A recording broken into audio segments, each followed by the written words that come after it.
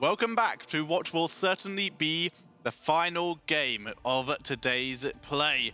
I'm still Tetcher, and for the last time for this day, we still have several days after this, so be sure to keep coming back. It is going to be Kendrick Swish and Bakery joining me for game number 3 of Portugal versus Russia.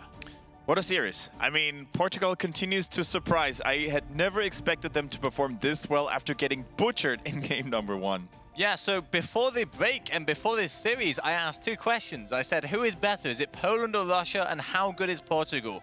And well, Portugal is quite good as it turns out, and I think Poland's better, but we still have to wait to see those guys play against each other to find out. Here are the previous maps as we have seen, with both Infernal and Haunted Mines banned out. Warhead was our first map. Tomb of the Spider Queen was our second map, and if we go by the pick order, this should be the map pick of... Is it going by loser or is it going in order? I think it's usually loser. Loser, yeah. So it should be Portugal, apparently. Loser chooses... No, it's Portugal. Portugal picked the map, but loser picks whether they want the map pick or whether they want the first pick. And it looks like Russia have gone ahead and picked first pick, because the last map is going to be Brax's Holdout. Yeah. Brax's Holdout. I mean, that seems to be the trend here. Whenever things really start to matter, when one of the team really fights with their backs against the wall, or maybe in this case even both teams, this seems to be the battleground of choice.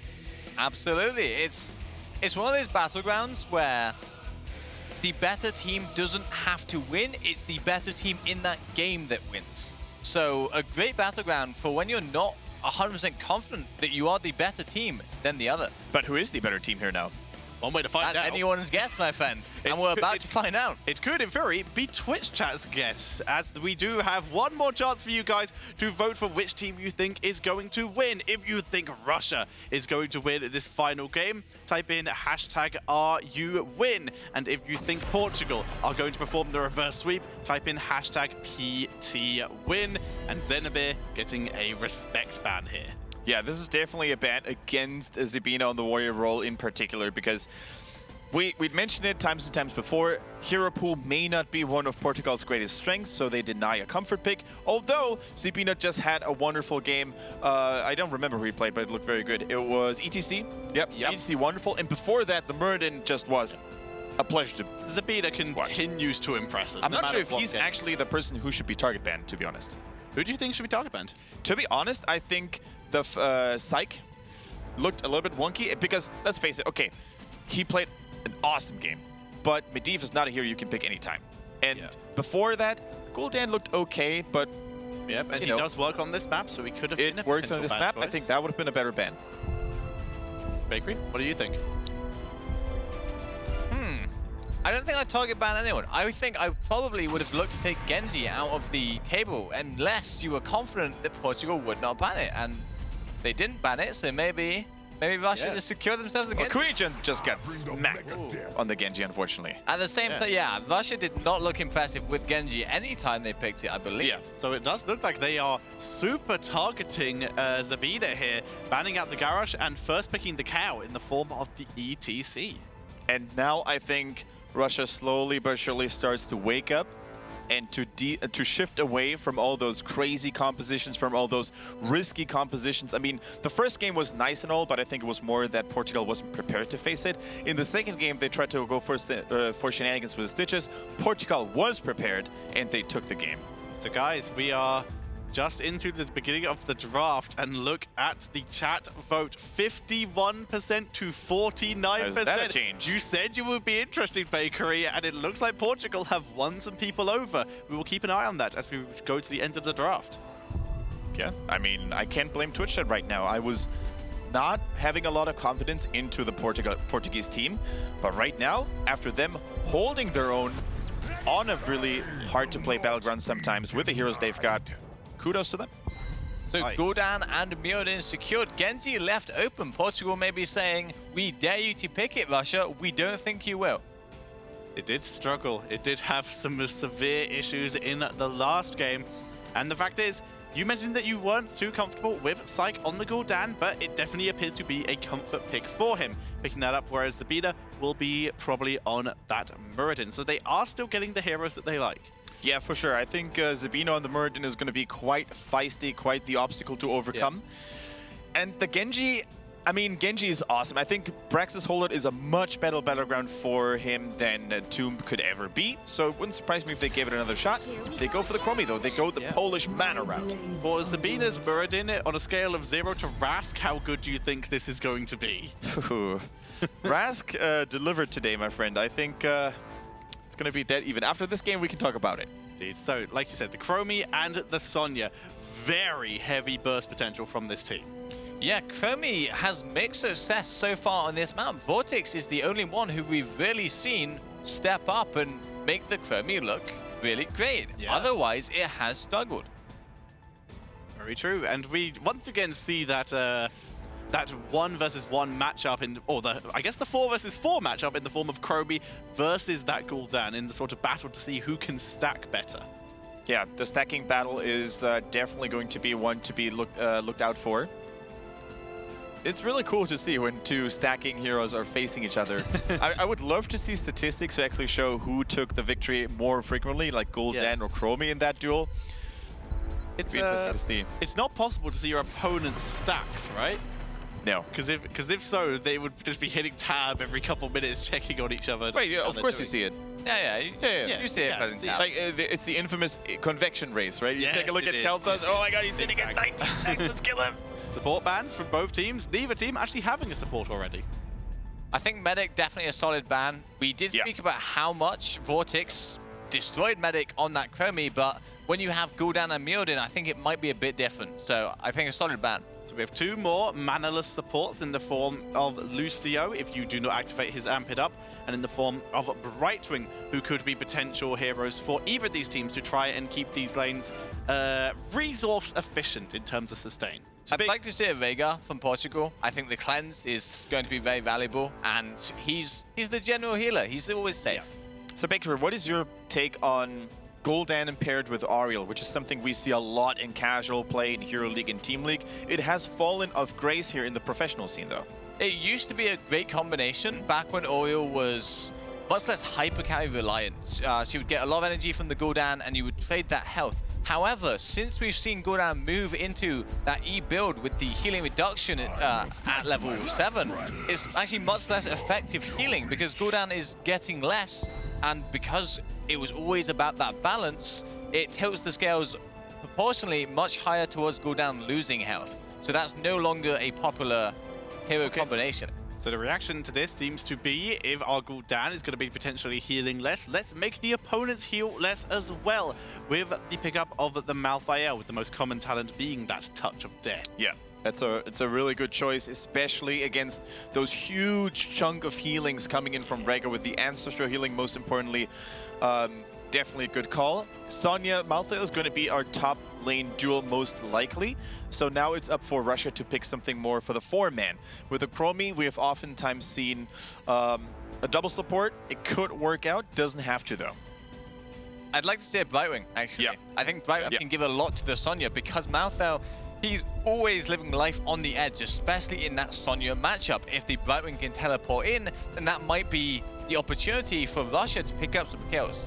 And they don't. We see an Uther here coming in, and the Genji does make it through. If Portugal were daring Russia to take it, they got their wish. Yeah, and the Uther is very interesting here. Of course, everybody knows how strong a fully boosted Genji can be.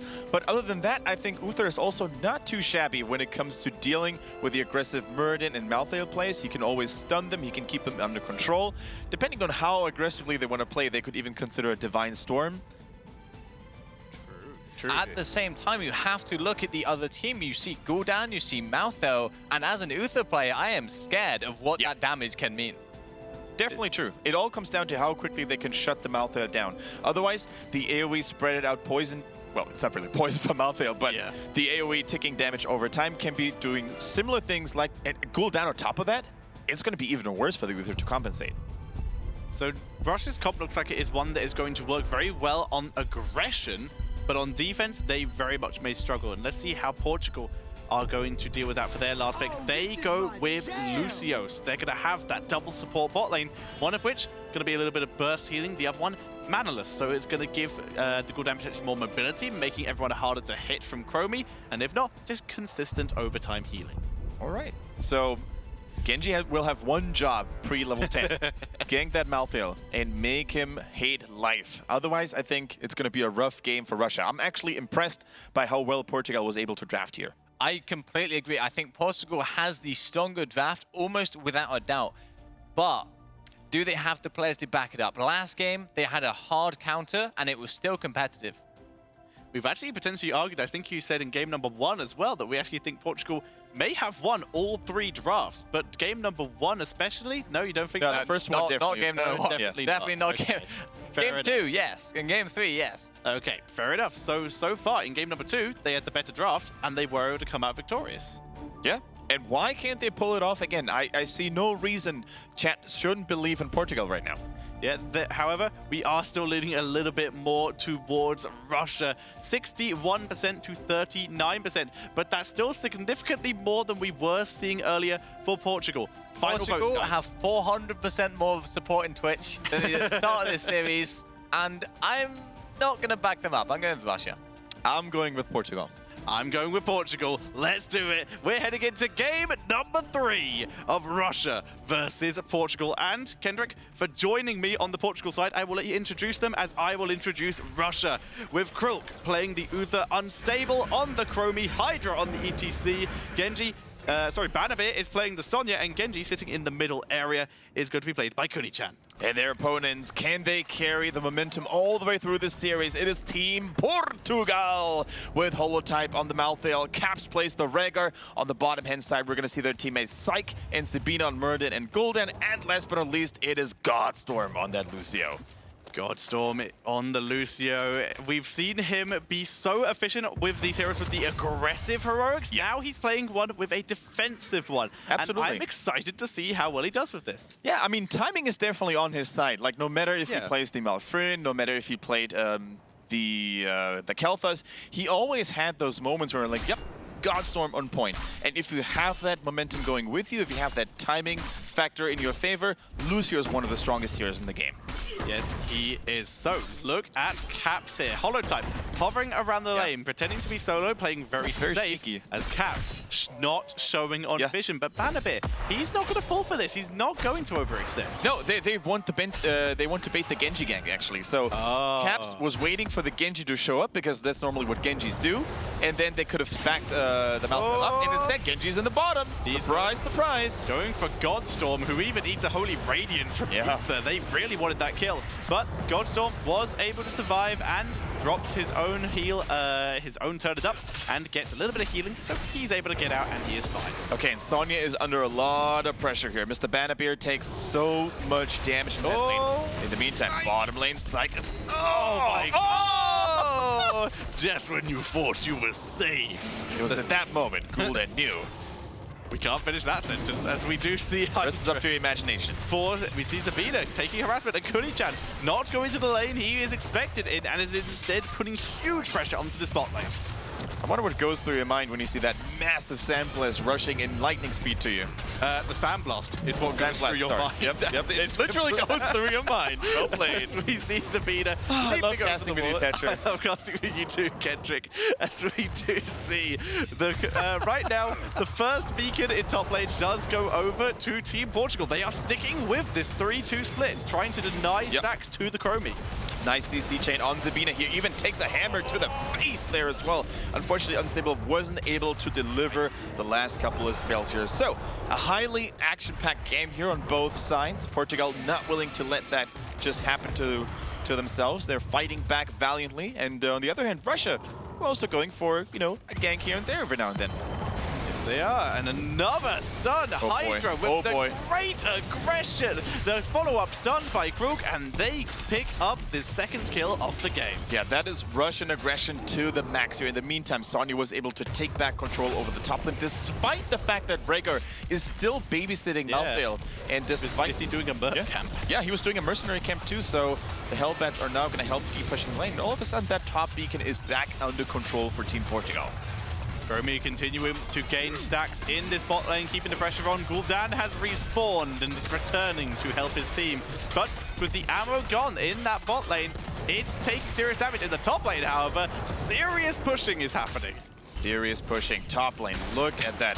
He's given up. Yeah, okay. I mean, that's one way to do it. Yeah, Sonya's decided, well, I can't win the lane as top 4 goes down and instead get some mercenary camps for her allies to help them continue the pushing pressure in the bot lane. Rhaegar, he's done his job. He can now come join his team. And that is the power of a 3-2 split if you have a Gul'dan in your 3-man lane. Gul'dan all by himself has so much wave clear that he can keep your own building safe and sound until the end of time.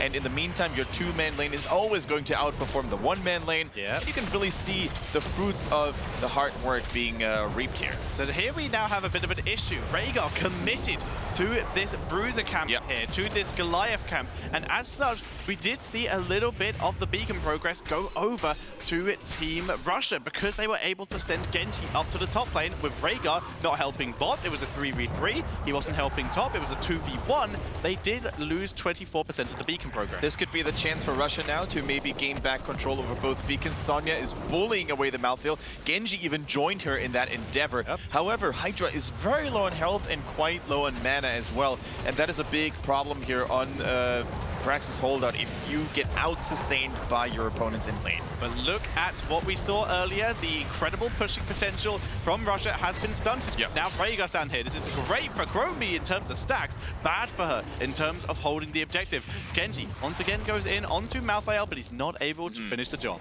And as good as Unstable is doing a job here in terms of poking down, if most of his abilities land on the Muradin, it's not going to do so much because Muradin is wonderful. All he needs to do is just wait a couple of seconds, just don't fight, don't take any damage, and you're going to heal up all without using mana. There is a little bit of extra pressure here onto Portugal. If they lose members at this stage in the game, Genji can just take the boss. If they have a little bit of freedom, there's always that pressure of Russia going for that Archangel. Yeah, I wouldn't say he can take it all by himself. No, he does need help. Yeah, he needs one more member, though. Oftentimes, 2 heroes are enough to take the boss very early on. So much damage and crowd control. Even Muradin can't survive that without level 10. Yeah, they used all of the forces combined, though. Even Sonya said hello in the bottom lane, and then together they were able to take down the Muradin finally. And they are trying to use this momentum now, this numbers advantage, to get the top beacon as well. And they even are able to force Holotype out of lane with a aggressive spear to the face. And as such, the Zerg count begins to tick anew for Team Russia. Yeah, Muradin is slowly but surely creeping his way back up in the top lane here. And then it's going to be a 3-man stack. Just over 50% here being charged up for the Russian team. Zabina scouting out the potential gank from the ETC. Great news for his team. Unfortunately, they're still getting engaged upon. Even if you see it coming sometimes, there's not a huge amount you can do about it. Cleanse used onto Syke, and he's able to move back with the movement speed of Lucio. That was such a good flank by Hydra, actually cutting off the flight path of most Portuguese members. However, in the end, the double support was there in time to keep Gul'dan safe. And we said it yesterday. Sometimes it's better to use speed boost. Yes, healing is good, but if your ally is still near the enemies, you are unlikely to out-heal their damage. If your speed boost will get them out of range, you can heal them later. Lucio, on the other hand, Godstrom needs to be really careful where he's going. He was so busy trying to mess with your opponents, trying to shoot his green goo balls at them, and in the meantime, Gul'dan and of course the Muradin were once again pressured by Russia, and he forgot about his allies, and that is something the play for Lucio, I want to call it. Sometimes you care so much about being annoying and interrupting and dismounting enemies that you forget about what's really important, keeping your allies alive. Exactly. You are a support. Level 10, though, is available very soon for both teams, and that will make them a little bit more supportive with the sound barrier. Fortunately, Rhaegar was not being targeted here enough. They could have maybe gotten him. Storm, once again, dancing around, drops the healing to keep Syke healthy. Syke did not go for that healing reduction. That is definitely going to help him. Instead, they're bound by Shadow. What Team Portugal is really doing well in this game is the mercenary camp control. They're always having the Hellbeds ready in the top lane to prevent Sonya or Genji from ganking all the time. Sonya is always occupied to keep that lane shoved back. And as such, the beacons are actually being controlled by Portugal for way longer than it should have. Level 10 available for both teams. No heroics are really out of the ordinary here. Chromie is the only one. Chromie and Sonya are the only ones who might have sobriety, maybe ETC, but he has stuck with the theme of this tournament and gone for Mosh Pit. Sonya now, Chromie got the Time Walker's pursuit completed, and as such, he's now going to deal even more damage than before, which is always a welcome sight. Your slight miss up on the word has made me really want a robot Chromie skin. Time Walker's compute. That sounds really quite a cool skin, as we do see Zabina moving forward, putting pressure onto Hydra, but the lovely extra range on that face melt is able to force him back. And now the top lane, Malthael is still there. Team Portugal is doing such a good job at staying in the game, staying even in experience, just with the 4 members they can work with. Zabina forced back. The minimal shuriken damage, but it's enough. It's tiny little bits to keep people down. But look, keep him low. Got a sneaky Holotype looking to try and interrupt it, and now's the time because Genji has left the lane. Holotype beginning to move in. He didn't get the auto attack off, so he couldn't get the teleport. Now he can. He has the Maelstrom available. Unstable. And Unstable is alone here, and sees the only one poison. Die alone. Gets that critical damage against him. The level 4 talent. Timeout. Timeout. Is it enough? No, it's not. And Chromie escapes. Yeah, Genji actually used all of the mobility tools he had available, the Swift Strike and of course the Cyber Agility, to reach the top beacon as quickly as ninja possible, and that's exactly what he did. Chromie was so low on mana, Unstable should have probably gone back to base, or should have taken a sip from the healing fountain way more quickly there. Crazy defense by Russia. Yeah, we saw a little bit of indecision there by Malthael. The fact is, he's gone for the Tormented Souls and used that to great effect at the start of the fight. The second all of his ticks on most of the heroes were gone, he had to decide between... Oh, hang on, Zabina, he should be fine this time. He had to decide between going back into the fight... Or going out, sorry, I had to check. Going back into the fight or chasing the Chromie. He chose facing the Chromie to get value after the solo lane talent he picked, the Die Alone. But timeout, such a good talent. Even with Rhaegar nearby, Holotype was not comfortable staying around. Exactly. The moment they see Rhaegar now in the top lane joining the Malthael, the Russian team is probably going to want to try to turn on the aggression here. And they do exactly that. Almost 1, 2, 3-shotting Godstorm, baby. Wow. Oh, Godstorm, he is not comfortable with life as it is right now, as both Uther and Chromie complete their poking talents with that Holy Radiance talent at level 1, the Wave of Light, and the Sand Blast level 1 trait talent. Oh yeah, this is what I wanted to see. Yeah, this is exactly what we talked about earlier. 2 heroes are enough to get that Archangel boss in the middle. I'm not sure if Team Portugal is aware of this, because Genji and Sonya were doing mercenary camps, they were roaming around the map all the time. So right now, nothing looks suspicious yet, especially with the bottom camp being available. And all of a sudden, they're going to be like, damn, they got that boss, and we're going to be in trouble now, because that guy is going to cause us some serious headaches. Yeah, that boss now going to push in the top lane. There are already 2 heroes up here. There's a mercenary cap going with it as well. Top is under serious duress, and immediately Genji and Sonya are making their way down, looking to try and make a play. But Top is still not in their favor. Zabina, he drops the avatar. Can Genji finish the job? Zabina wants to... Oh! Zabina, Kunishan does not need to finish the job with Sandblast like that. Yeah, you could really see how Sonya was waiting for Merchant to get close to the wall, and the Poison Spear was used to interrupt any incoming Dwarf toss here. Excellent micromanagement by the heroes from Russia, and of course, as you said, the Genji following immediately with Cyber Agility. Wonderfully done. And now, slowly but surely, the balance of power is starting to tip over to Russia. Yeah, we saw Genji immediately after that kill, making the most of the advantages he gets on this map. Not even hesitating and moving up to get control of that top beacon. And as such, it is the Zerg wave coming in favor of Team Russia. And look at this, the 1 for Portugal is just getting destroyed straight away. Malthael is in trouble as the Zerg pushes the top wave. Malthael is forced to retreat, but luckily that Fear the Reaper gets him out. Exactly, that was a life-saving talent right there. The level 1 choice providing Malthael with no collision and increased movement speed for a limited amount of time. Save him from the ETC assault here. Very well played. Oh, Genji is diving in deep. Genji is diving in very deep. He wanted to finish off Holotype here. Holotype is able to... Oh, more Sand Blast happening. Matrix in the middle of the air. You don't want to see that. The one time they were looking to try and punish them for being so far forward, the time trap beautifully placed by Unstable. Yeah, that was really well done here. That would have been the end of Genji, I feel. He had just used Swift Strike. I'm not sure if Cyber Agility was ready there. Nice try by Muradin, though. Yep. Maybe next time. Guardian not able to finish off that top 4, but the pressure was placed on the Zergwave, not getting as much done as I expected. All right, so looks like there's going to be a fight ready to break out near the mercenary camp.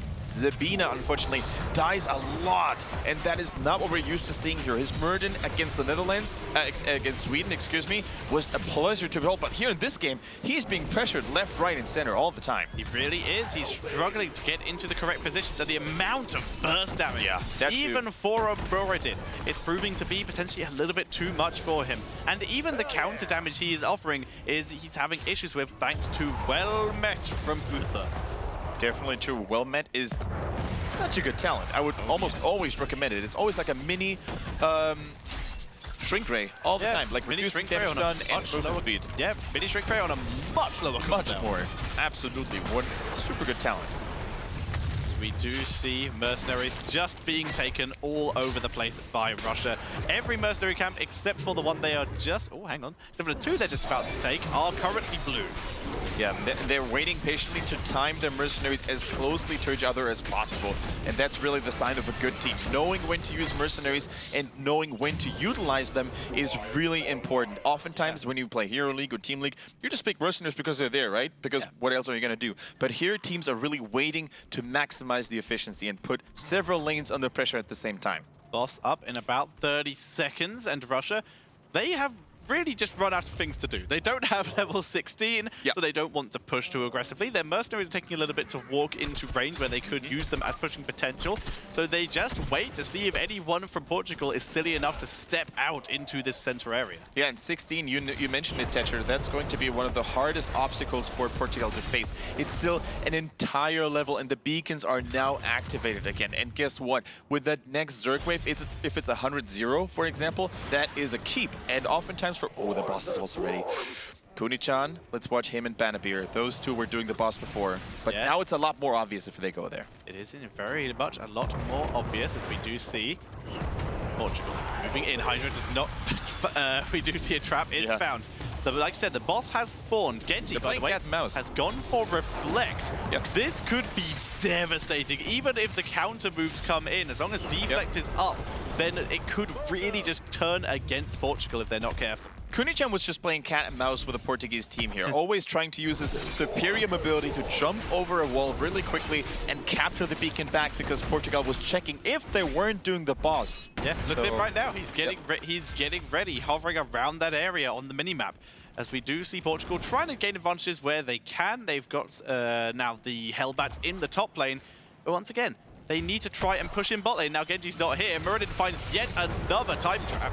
He's really good at finding it. Zabina should definitely unlock the board for him. Well, he blocked the damage.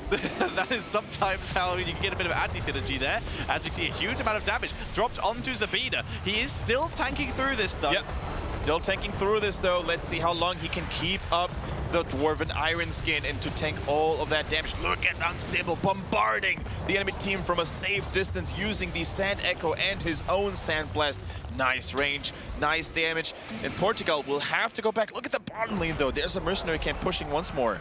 Yeah, and that's what Gul'dan is going to deal with. He's clearing this out. Boss being taken right before the Zerg wave is available. And Russia making every possible time it works out mostly fine, except only 94%. Cheeky Zabina, who also tries to interrupt the boss and is gonna pay for it. Cleanse, though, keeping him alive. Horrify on Sonya. They focus her down, but Divine Shield keeps her alive. Malthael is now too far forward, finds a time trap, keeping the chase onto Kruk, though. They focus down the Uther. Level 20, not available. He will not be back. In the meantime, now the Portuguese team needs to retreat. Kuni-chan dismounting and stalling as much time as he can possibly buy. The boss in the top lane, the Zerg in the bottom. If you have to make a decision, go for the Zerg wave. They will tear down buildings much more quickly than the boss ever could. Gul'dan, with his crazy wave clear, he is stacked on his corruption, is going to be able to help with this. Zabina has to pop the avatar, and Central will land this time, keeping him alive. The boss, like you said, is still unattended in the top lane, but the Zerg is a bit more of a threat immediately. Yeah, absolutely. There was a nice try, actually, by ETC, by Hydra, to knock Zabina into the Zergs. Don't underestimate how much damage those guys will deal on any foe that crosses their path. In the meantime, though, you said it, Tetra, the Archangel boss is knocking on that top keep. I would love to see how much damage it actually inflicted. It went through the wall and is able to drop the keep already down to half, down to a quarter, and the keep will survive, but that is now very squishy. It is very squishy. It is actually close to dying. I think Genji could probably finish it by himself. So could Sonya, of course. So now Portugal will have to play even more defensively. Otherwise, there's going to be an opening in their defense. And the Russian team has all the time in the world to go for one mercenary camp. Just take them all, basically. Collect them all. Yeah, then right now, they're not going to be able to time them all to go at the same time, unfortunately, because they already took the left ones, the Goliath one. The ones that are available, yes, they can absolutely do so. And that's what they're going to do. Goliaths from their own side, Hellbats from their opponent's side. They're going to time these two together. The Hellbats already starting in advance, though. Yeah, the left-hand side mercenary camps can definitely be timed. They choose not to, but hey, that's just a minor thing. Shouldn't really make that much of a difference. And now, of course, the beacons will get activated relatively soon. Again, they're waiting for this one now. Okay, there we go. Chromie with Piercing Sands, as she already has her level 18 talent, thanks to her trait, getting them 2 levels early. But that does mean still 2 levels to go before Russia are going to be able to get that devastating level 20. And look at Kunichan. He's already trying to dismount again because the enemy Portuguese team is trying to, or will try to defend the bottom lane. Even Hydra is joining the fray right now, trying to provide as much distraction as torrently possible. Nice. Very nice. I like almost messed it up. No, that's fine. It worked out well, as we do see Portugal clearing out the lane, and both of their keeps are just starting to drop low. Already going for the back door. Deflect, dropping some damage, and he's able to finish off that keep. Here comes Holotype with that Fear the Reaper, trying to chase him down, but he can't do it. He cannot land that W. Yeah, ETC would have actually been nearby anyways, just in case he would have dismounted Genji, so I think he was fine, but it was definitely a good try. Now, Chromie did go for that Piercing Sands. As you said, no Underhal anomaly, so no more additional sand traps. Muradin holding the line, 1 versus 4 here. Great he was team. trying to delay, and as such, his team did get back control of top. His team has now arrived, and you can see that Storm Shield that we get. Sorry, not Storm Shield, the Lightning Shield that we get from Rhaegar there, the Earth Shield. 3rd time's the charm. When you're in Avatar form, really is just massive. So, it was good for Zabina to buy that time, no doubt, because they can really need every second. However, he doesn't have Avatar now for the ensuing team fight. That is going to take place very soon. The cleanse is out now as well. I think Portugal will run out of cooldowns if they continue that fight. Malthael will once again, though, take back control of that top area. Little bit of damage being dropped at Zabina, but this time not landing. If I were Russia, I think I would actually start pressuring the bottom keep, then force the attention from Portugal, and maybe send Genji, who is very fast and very agile, to go for the top beacon. ETC getting focused, Rhaegar in the time trap. Hydra has not really been able to land the kind of mosh he wants to. Malthael has found 2 members of the enemy team. Dragonblade is dropped, as have the Berserker, but Kunichan has to use it as an escape, and that's Holotype distracting 2 members as they try to focus onto Hydra.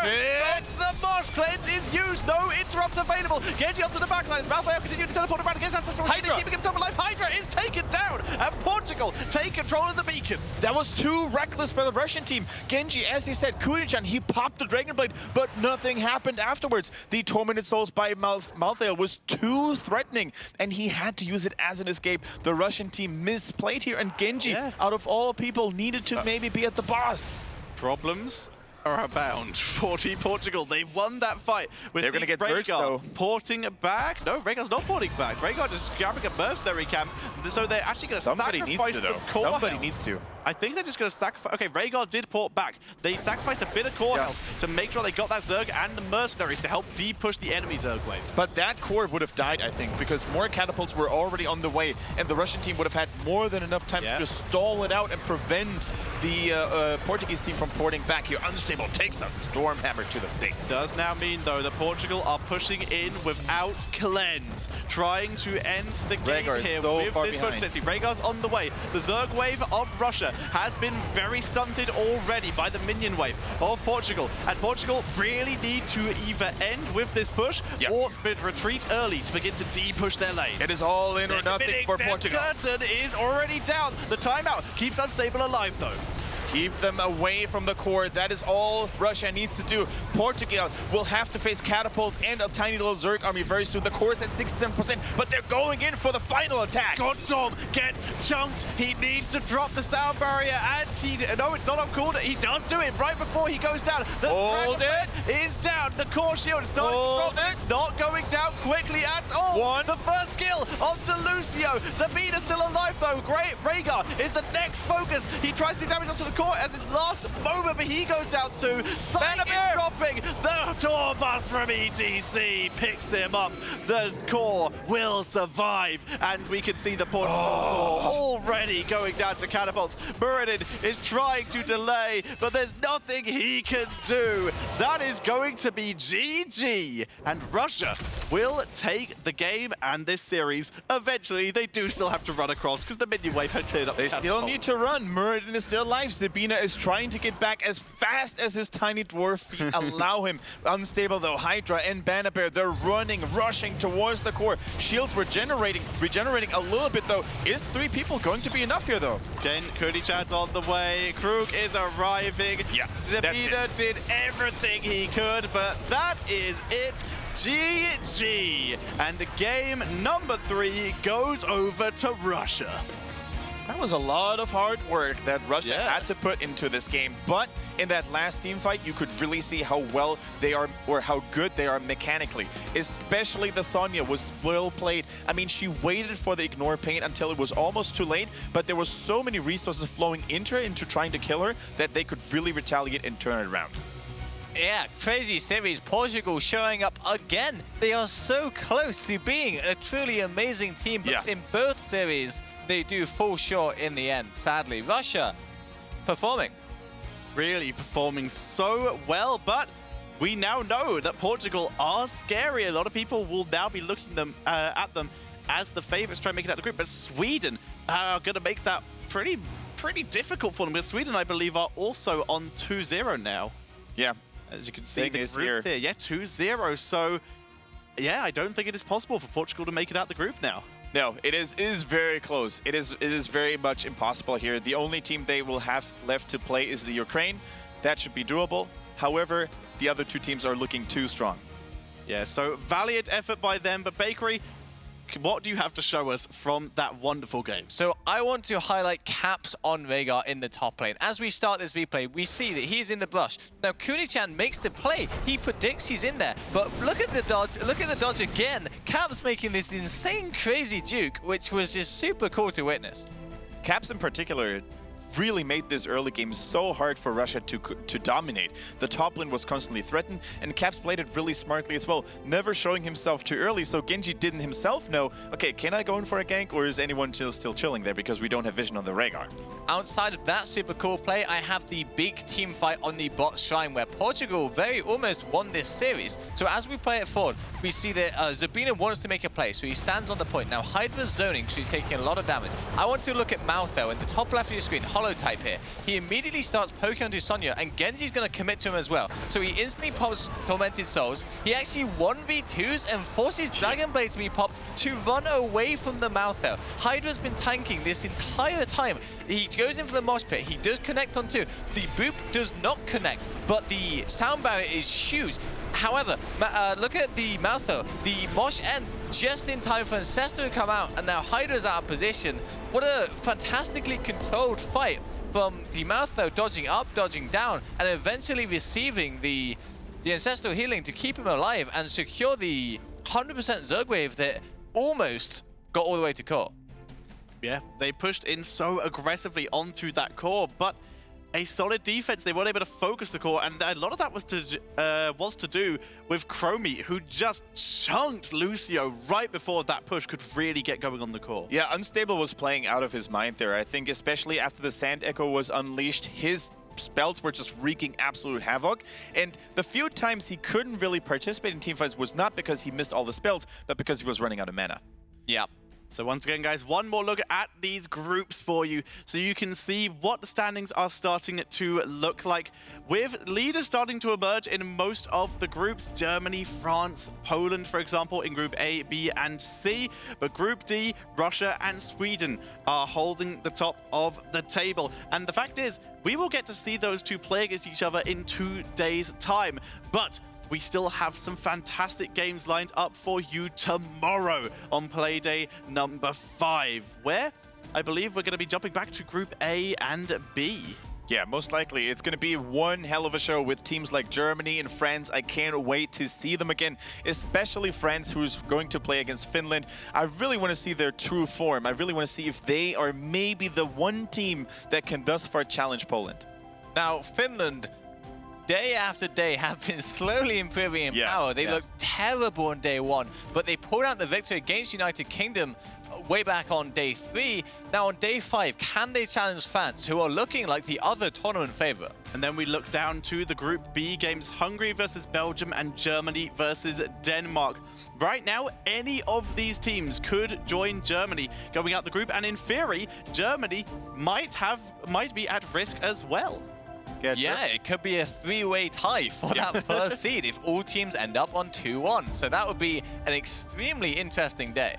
Absolutely. In Germany, they have yet to show that they can play a normal game, because so far they were lucky enough that they could always dodge and switch to a wonky battleground, maybe get away with a wonky playstyle, going for extremely unreal team compositions. But when they face a team like Denmark, who can very well just punish such a reckless playstyle, it's not guaranteed that they take the win. And the final series of tomorrow, UK versus Italy. Ooh. At this point, it is a pride match for Team UK to try and But it's recover. an important one for Italy. Italy, they need the points to try and make it out of the group. UK, they have been looking stronger, though, as the days gone on. Very similar to Finland.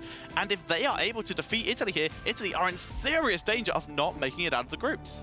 Yeah, this is not an auto win for Italy by no means. I think yesterday Team UK really showed what they could potentially unleash, and I'm looking forward to see your countrymen do it on the stage again.